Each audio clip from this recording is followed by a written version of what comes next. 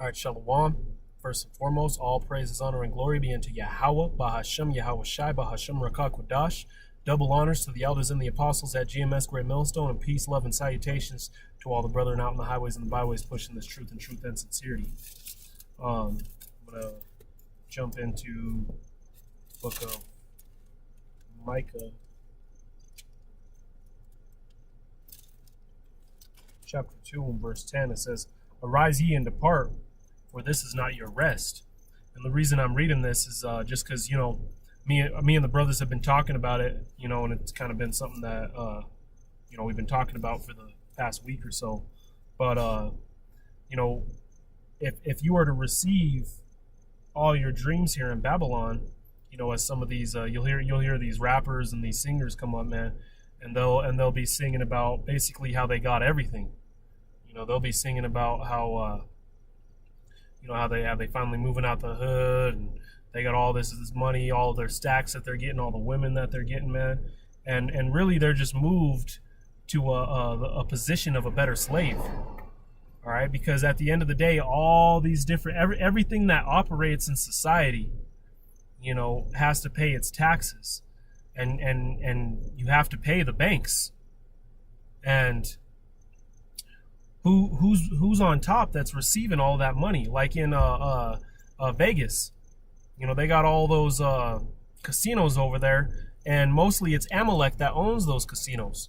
You see all these Edomites going over there, and they're spending some money over there or whatever, or the chef in the 5-star restaurant, or I myself, I'm an electrician, and if you move up to that, to your boss's position or whatever, every person in there is just a servant, man. Even if you're a doctor, the Esau needs the elites need doctors as well. And especially if you're one of those rappers, because all you are is you're a modern day jester, you're a modern day entertainer to the world. So no matter what you get, you're still filling Esau's pockets. This is still Esau's kingdom. Whatever you have, man, it ain't even a fraction to what Esau holds. Like I did that last video showing all these giant houses over here in the mountains, man, of Colorado, where all these rich millionaire Edomites live, and really these houses ain't nothing compared to the elites. Because I recently stayed at that Stanley Hotel, and at that Stanley Hotel, it's a giant hotel, and what that used to be was, when you do the history tour, they'll break it down to you. That hotel used to be the guest house to the Stanley's friends, and they started out poor, but what they started doing was they started investing their money in business, and they started inventing things, and they climbed all the way up, and eventually they started to hold council and concordship with the elites, with the Rockefellers and all the different elite families that own the banks and that are the wealthiest in the world. So if you're trying to achieve anything here in America, man, it's vain, or in the world for that matter, it's vain, because not only are you're not gonna reach those heavens, man. We're under the curses, but this place is gonna be destroyed no matter what.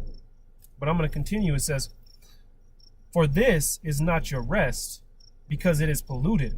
Right, this place has been polluted. It's not our rest. We're not going to receive any kind of rest over here. The most you could receive is having a day off of work on a Sunday or a Saturday.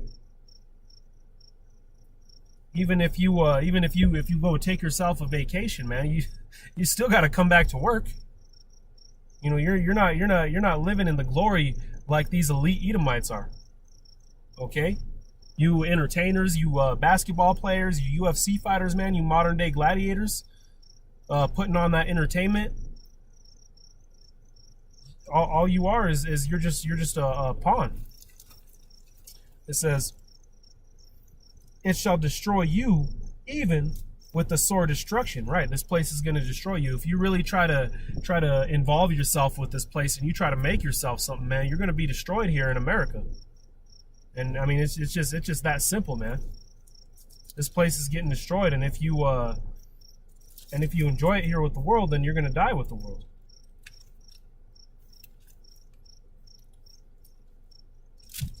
And that's why I said to separate yourself. Go to the book of Revelation. This is Revelation 18. It says, I'm going to jump down to verse 4. It says, "And I heard another voice from heaven saying, Come out of her, my people, that ye be not partakers of her sins, and that ye receive not of her plagues." Right, so what you need to do is we need to separate ourselves and to come out of the lifestyle of America. All right? Separate yourself and try to stay in the spirit, man. Let me jump to the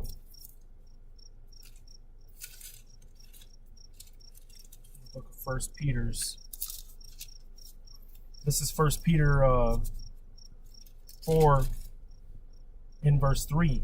"For the time past of our life may suffice us to have wrought the will of the Gentiles." Right, the times past of our lives, they made it sufficient for us to surpass the will of the Gentiles, to suffice,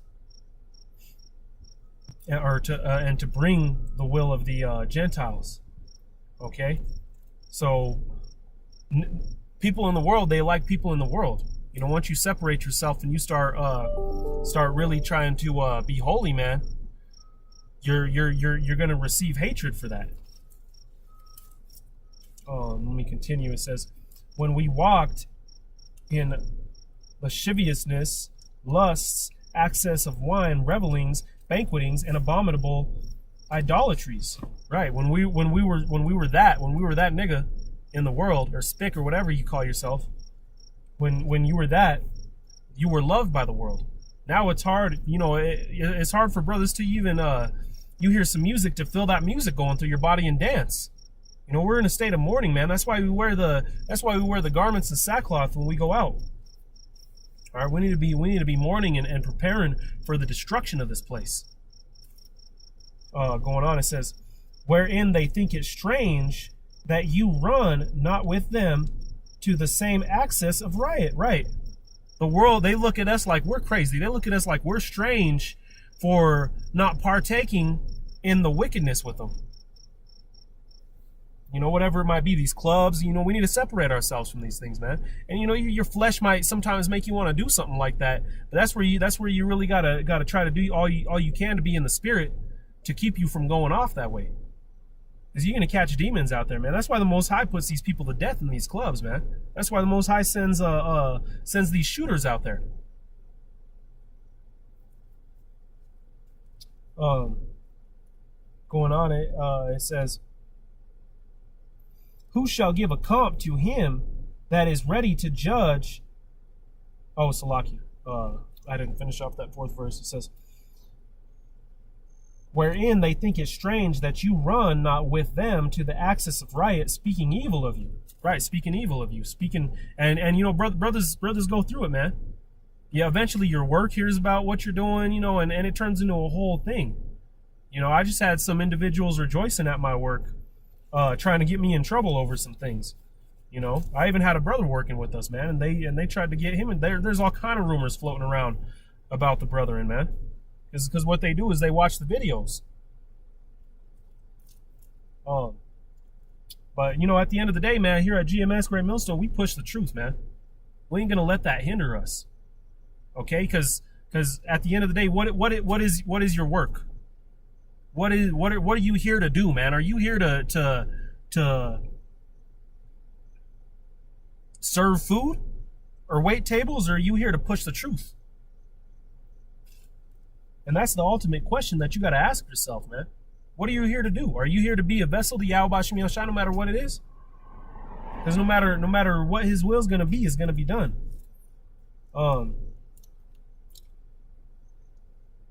Verse 5, "Who shall accompt to him, or who shall give account to him that is ready to judge the quick and the dead? For this cause was the gospel preached also to them that are dead, that they might be judged according to men in the flesh, but live according to the Heavenly Father in the Spirit." Right, and that's why we go out, because going back to the book of Ezekiel, man, us breaking down this truth and warning the people of the world, because we at one point were people of the world. There was one point where that's why I said that in the 3rd verse. For in times past of our life, we were walking right along, holding hands with these goddamn Gentiles, man. And you know, and now we're breaking down this truth, and the elect is being sealed. The elect damn well may already be sealed. Verse 7. But the end of all things is at hand. Be ye therefore sober and watch unto prayer. Right. Keep yourself separate. Don't be lukewarm. Don't be two-stepping into this world. Try to stay in the spirit and, you know, fast. Do certain things to keep yourself spiritual, man. Pray, read your scriptures, and you know you're gonna have bad days that you're feeling low and whatnot, man. But you got to endure through those.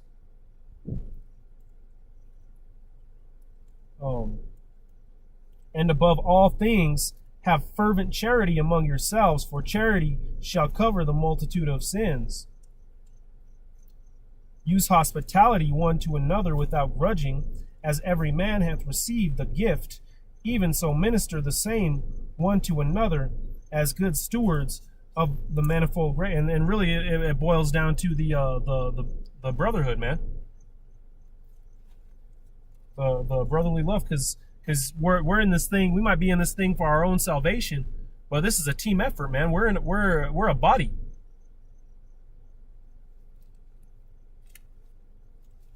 Let me just grab one more scripture real quick. Go to the book of 1 Corinthians 2:1. It says, "And I, brethren, when I came to you, came not with the excellency of speech or of wisdom, declaring unto you the testimony of the Heavenly Father. For I determined not to know anything among you, save Yahushua HaMashiach and Him crucified." Right. So what Paul's saying right there is he didn't come with the words of the world. He didn't come trying to talk you into anything. At the end of the day, if you're a member of the elect, man, you're going to receive this truth. Verse 3, it says, "And I was with you in the weakness and in fear and in much trembling, and my speech and my preaching was not with enticing words of man's wisdom." Right? It wasn't with enticing words of man's wisdom. We're not of the world. It says, "But in demonstration of the Spirit and of the power, that your faith should not stand with the wisdom of men, but the power of the Heavenly Father." Right? Being that light, showing yourself as light. Going back to Matthew the 5th chapter. All right, separating yourself. People in the world will see this and they'll notice there's something different about you. And it's because the Spirit is dwelling within you. It says that your faith should not stand in the wisdom of men, but the power of the Heavenly Father. Howbeit we speak wisdom among them that are perfect, yet not the wisdom of the world, nor of the princes of the world that come to naught. Right, so we don't speak the wisdom of the world. We speak the wisdom of Yahweh B'Shem Yahushai, and that's something that those of the world can't receive. If you're the world, man, you might be able to understand all sorts of different forms of knowledge, but you ain't going to understand these scriptures. It's just that simple. Only the elect are going to be able to sing this song. It says, "But we speak the wisdom of the Heavenly Father in a mystery, even the hidden wisdom which the Heavenly Father ordained before the world unto our glory, which none of the princes of this world knew, for they had known it, for had they known it, they would have not crucified the master of our glory," being Yahushai. It says, "But as it is written, eye hath not seen, nor ear hath heard, neither have entered into the heart of man the things which the Heavenly Father hath prepared for them that love him. But the Heavenly Father hath revealed them unto unto us by his Spirit. For the Spirit searcheth all things, yeah, the deep things of the Heavenly Father. And and that's about it there, man. But what I'm trying to get at is we don't associate ourselves with the world. Let me grab one more verse and I'll end it on that. Salakia. This is James 4:4. It says, "Ye adulterers and adulteresses, know ye not that friendship with the world is enmity against the Heavenly Father? Wherefore, whosoever therefore with a friend will be a friend of the world is enmity against the Heavenly Father." And let me look up that word enmity real quick, just for the edification. Yeah, you got to separate yourself, man. You're going to get a lot of people in the world trying to get you to do some wicked shit, especially when you first come into this thing. You know, and then everybody's just going to stop talking to you. But that's when you surround yourself with the brethren. Because you can't be on the same because we're all the same spirit, man. The same person, really.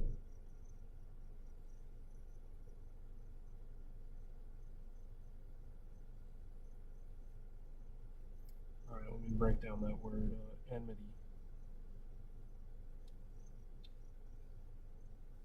This is the Greek word. Strong's G 2189. Echthra. Echthra. Echthra.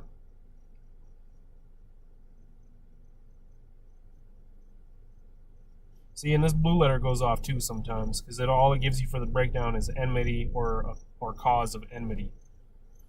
So let me go to one more place, which is the etymology online dictionary.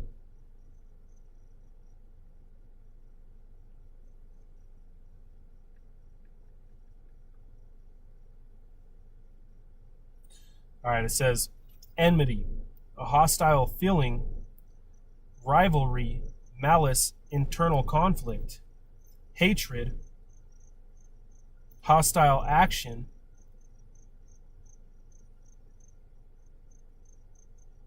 right? So hatred and a hostile feeling. That's what the Heavenly Father feels towards those that have friendship toward the world, man. That's why you got to separate yourself and realize that this ain't your rest, like I was saying in the beginning, man. This ain't your rest. If you're trying to achieve something here in Babylon, man, then you're a fool. And you're going to die here with those dreams that you tried to achieve. But with that, Lord willing, this is edifying. I'm going to give all praises, honor, and glory unto Yahweh, Ba'Hashem, Yahweh Shai, Ba'Hashem, Rakak, Wadash. Double honors to the elders and the apostles at GMS Great Millstone, and peace, love, and salutations to all the sincere brethren out on the highways and the byways, pushing this truth and sincerity, all the members of the elect. Shalom.